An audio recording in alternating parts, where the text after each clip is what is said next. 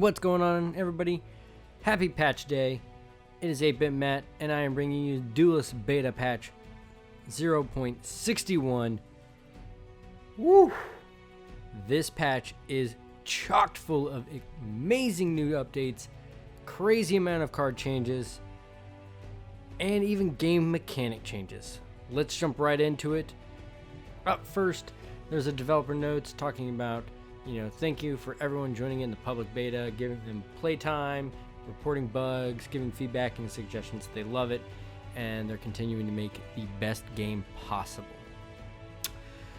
With that being said, there are some pretty significant changes that are happening this round, and basically, I'm going to highlight some of the key things they talked about here. Increasing card viability and deck diversity. Basically, they want more cards being played. They want to see a variety of different styles and not being focused on just a few set key cards that every deck should have. Definitely A-okay with this. On top of that, they want to increase in-game variety. So they want to make sure that low-cost cards and high-cost cards are just as important and just as powerful. They kind of scaled the high cards to match some of these lower-cost cards, and the power curve kind of went out of control. So they're trying to rein it back in and control some of those things. And of course, this is also going to open up increased strategic options, right? Now you can do early game decks, you can do late game decks, aggro, rush, all those things that you hear in other trading card type of games. So they want all those types of styles being viable, and they want to see a bunch of varieties. And then on top of that, again, the game's still in beta, but they are moving towards making it and getting it ready for that launch. So this may be the last big update, may not be in terms of gameplay mechanics, but they're still planning to provide a fantastic game, and yeah, I'm looking forward to enjoying it more and more. Let's get into the core rule set changes. Two big ones here. You start now with 5 cards in your hand. This is increased from 3. And you can mulligan 2 of the 5 cards. So instead, before you got 3 cards to start with, you can mulligan all of them.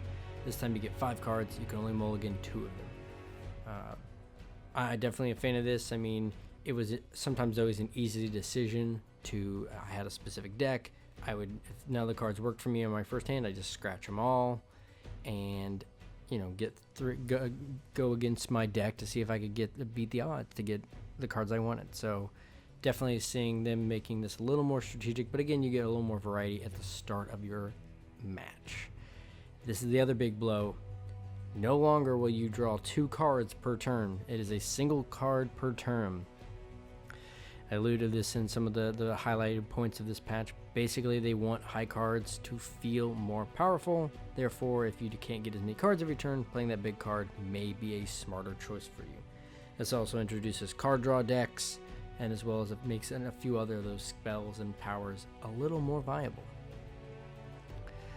Yeah, I mean, taking it all in, it's gonna shift mentality. It's gonna, I think, slow gameplay a little bit down, because you may see a lot more bigger plays, but those big 1-card plays are going to mean more now than they did before, right?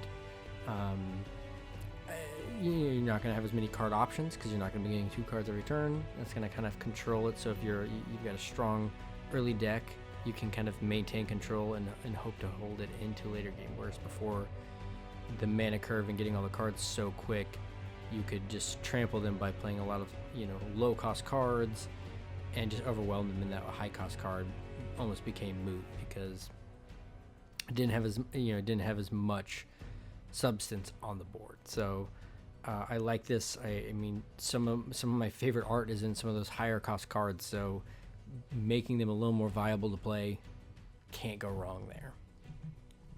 All right.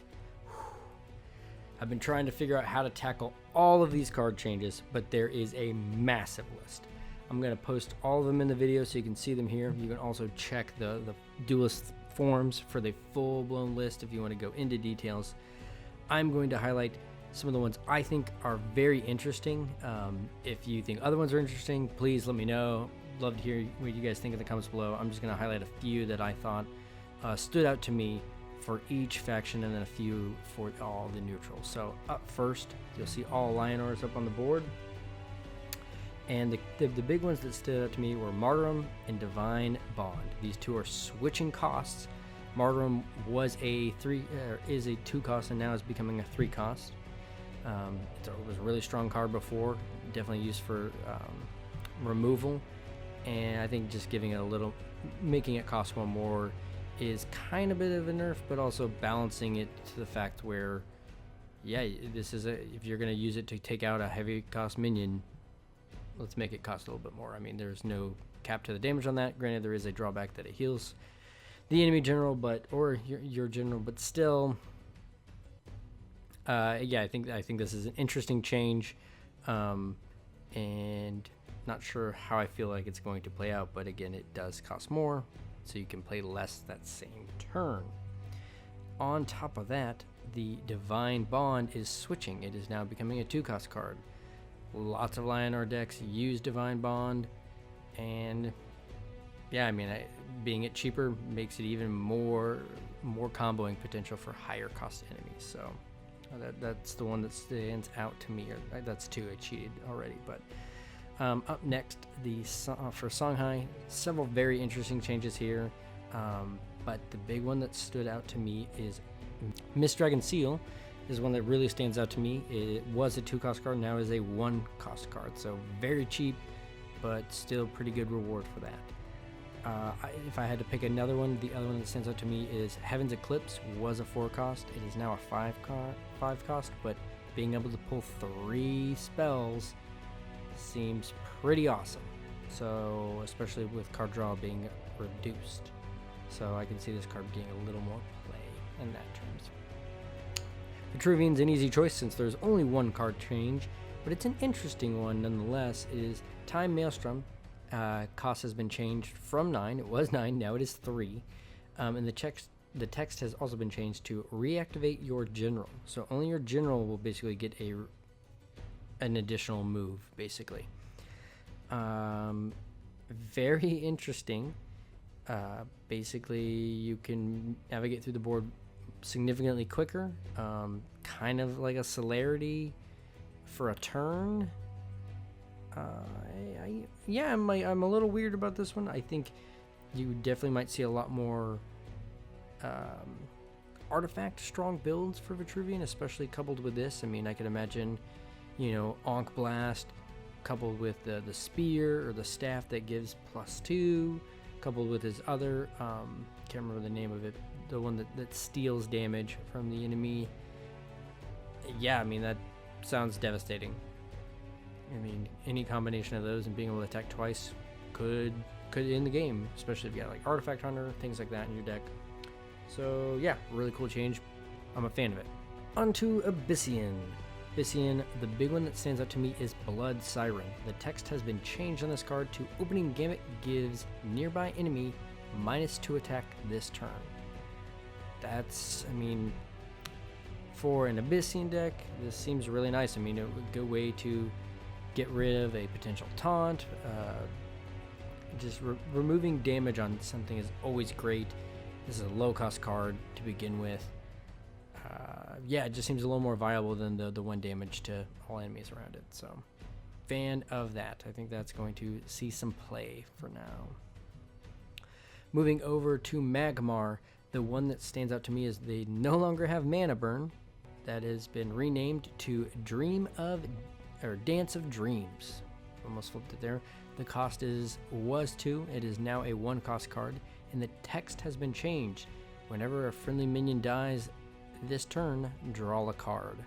This could be very powerful late game for getting some much needed cards back. You tack into a strong minion, sacrifice your little ones to get some cards, and then play for a big strong comeback. Definitely think that is the most interesting change. There are some other ones that stand out to me. The Finlaxor, the big old dude with the big old hammer. He's been dropped to 2 costs, and he is now a 6/1 as opposed to a 7/2. Still really strong card, but yeah, I think that's an interesting one. He's a 2-cost card. But yeah, definitely the Dance of Dreams is the key one to be looking out for if you are Magmar, in my opinion there. Venar, the scariest one and super powerful, is the Razorback. The text has been changed to Opening Gambit gives your minions +2 attack this turn. I believe that will include walls and all. Before it ignored walls, now it doesn't, at least based on the new card text. That is terrifying and super strong when you're playing Venar. So yeah, coupling that with Gravity Well, costing 2 instead of 3. If I can buff all those with a +2 for one turn, that is definitely a game-turning move. Whew, my goodness. Army list of neutral cards. The 3 that really stood out to me, Saber Spine Tiger is being changed to a 4/1. Still believe it will have Rush, so super potent. A really strong hitting card. Maw, cuddly little Maw, who I love so much, is a 2/2, changing the stats to a 2 attack, 2 health, and changing the cost to 2 as well. It was 1. But it also gets a new ability. Opening Gambit deals 2 damage to a nearby enemy minion. So you play a card, deal 2 damage, and you got a 2/2 on the board. I mean, this is a card that is fantastic. Definitely will want that in my deck. Already loved Maw as a 3/1. This just makes that cuddly little creature more viable in my opinion. Primus Fist is interesting. I guess a little bit of a nerf, but also a buff. Just depends on how you want to use him. Opening Gambit for this card was give +1 attack to everything around it, or all allies around it. Now it is give a friendly minion 2 attack. So more focused on the damage you can do. Definitely not scalable as the potential before, but still a nice strong card. Giving any minion 2 attack is always helpful. And yeah, those are the 3 that really stood out to me. There are many others here that are fantastic updates. Definitely some nerfs, definitely some pluses. Mana Forger also stands out to me, as well as the Gnome Metallingrist. I don't know how you say that, but both of those kind of have a very similar theme. It's your first spell or your first golem you play each turn will cost 1 less. So just to, I think, kind of balance the scale and power of those 2 cards. Still great for what they do, but they don't infinitely scale like they did before. You can sort of see some themes here, but those are the highlights for me. You can still see the massive list over here. Potentially still scrolling. I don't know how fast I'm going to make it go, but tons of changes. With that being said, they will let you do 1 soft collection reset since there are so many cards being changed. This is basically you will reset. It's an option. You do not have to do this, but due to the high number of changes, they are offering a optional one-time collection reset that works as follows. Here are the bullet points. I will read them out to you. You get all spirit orbs you've ever purchased or opened back. Any cards you have received from achievement, gauntlet, season rewards will remain in your inventory, or will be returned if you, be returned if you disenchanted them. So there you go. Any others in your collection will be removed. Your gold is unaffected by this. Your count profile stats are unaffected, and your crafting spirit is set to 0. This is interesting opportunity if you open a lot of packs and you're kind of looking for just a refresh on the whole Duelyst scene. This might be a route to go, but again, you can only do it once. Honestly, I probably will go this route just to try and spice up my decks, my thoughts, and my builds, and see if I may go down a different path. But ultimately, I will most likely be back to Venar and Petruvian. With that being said, there also is the March seasonal cards, and they introduce a new ability. This one is Force Field. And Force Field is a cancel the first damage taken each turn. So keep that in mind, and let's go down from the common to the rarest of the rare. Up first, we have Sapphire Seer. This is a 3-cost minion, 2 health, 2 attack, and it is got Force Field. So essentially, it can take a hit and another hit before it'll go down. It seems pretty solid. 3 cost is you know, not too shabby. Again, with the new mana curve, maybe a little more viable, especially with that force field. I keep on calling it fortify. Up next, we have the Sunsteel Defender. This is a 5-cost card, and this minion is a 5 attack, 1 health, force field celerity minion. This is an interesting card because the fact that it will be able to take 1 hit of damage, or take any number of hits of damage for 5 and then follow it up. So that's essentially 10 damage for 1 health. So I can see this card being very strong. Definitely coupled with a variety of like Songhai builds. I could see this card fitting in.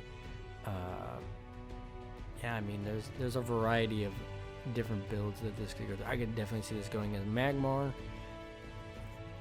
This is going to be very interesting card. Big fan of it. Definitely it's going to be seeing some play, because it will require you to throw 2 things at it.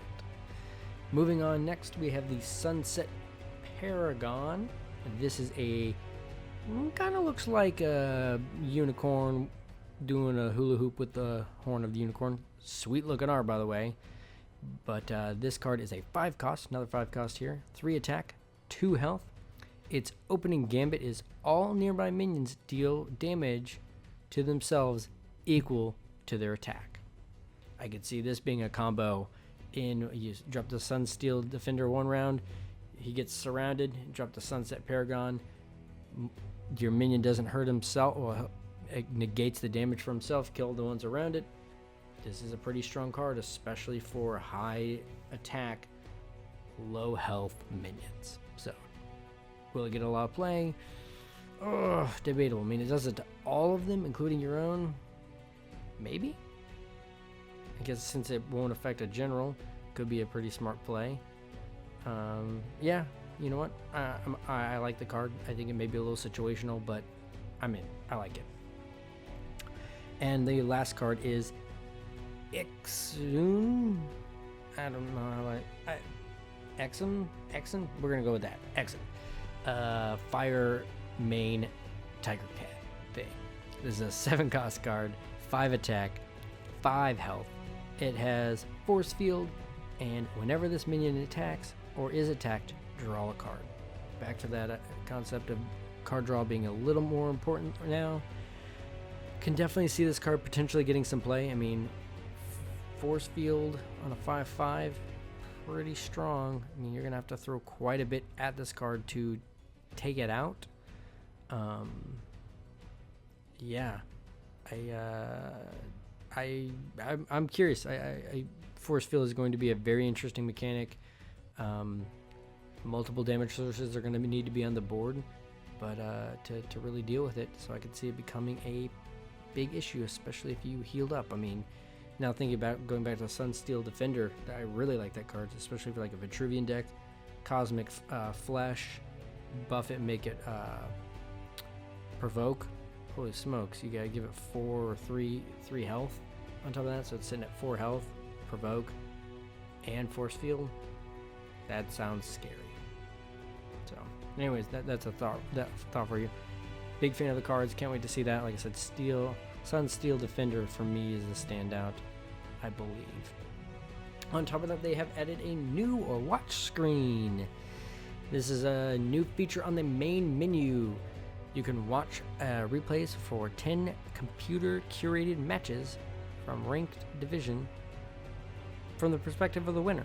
So basically, you can watch other people play Duelyst if you don't want to, or just want to sit back and watch and learn. Pretty darn cool. I like it. It's definitely a big trend. We got the YouTube thing, we got the Twitch thing going, so why not have it in the game itself as well? Thumbs up here. Definitely can't wait to watch from the different brackets and things like that. Our 1-turn kill challenges have been changed based on the rule sets.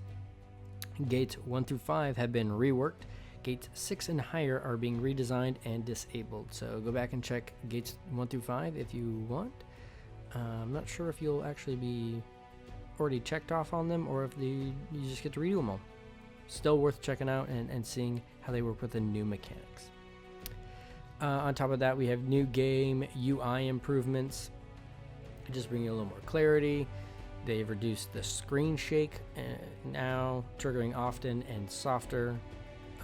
All faction generals except for Lionar have had an update to casting animations. Pretty things like this that are making the game feel oh so polished. And guys, now here's a list of minor changes and bug fixes. Sprinkling them on the screen. Whew! I've been talking a lot. Like I said, it would have been even longer if I covered every single card change, but hopefully I covered some of the highlights for you guys. If I didn't, let me know in the comments below. Which card changes are you interested about? Are you going to do this soft reset? And any other thing related to Duelyst? I want to hear about it in the comments below. And thank you so much, guys, for watching, liking. If you like this video, please give me a like. Truly appreciate it. I got a pack for my trip this weekend, so I will see you guys next patch.